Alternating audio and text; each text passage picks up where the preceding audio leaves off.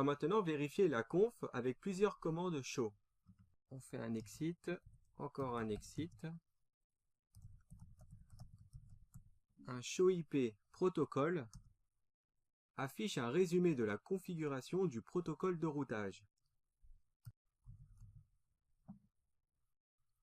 Si on fait un show IP OSPF interface Ethernet 00, cette commande nous affiche le détail OSPF pour une interface. Si on fait show IP OSPF NECBOR,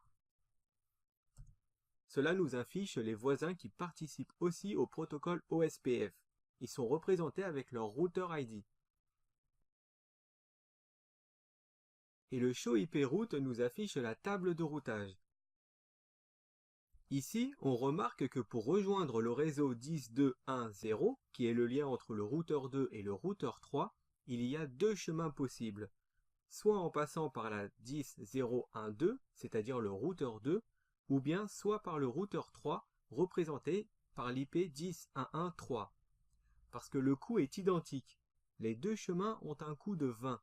Ils sont donc tous les deux représentés dans la table de routage.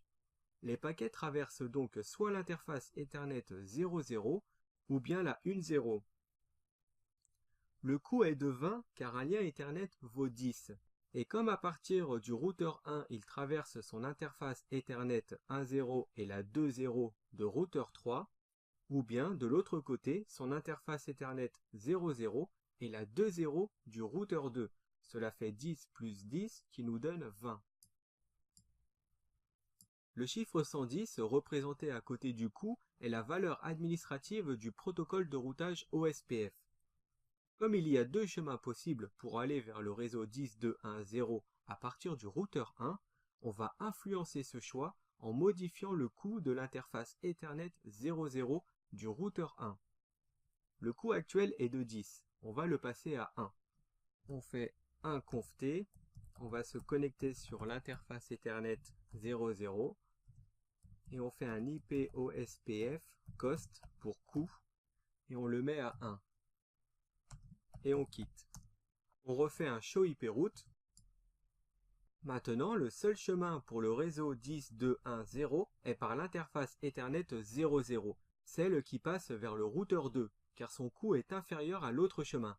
Il est maintenant de 10 plus 1, soit 11. Maintenant, on va modifier le coût de l'interface Ethernet 1.0 à 1 pour avoir deux chemins.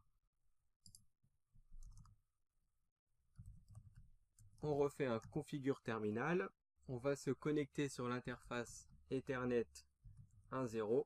On lui fait un IP OSPF cost 1 et on quitte. On refait un show IP route.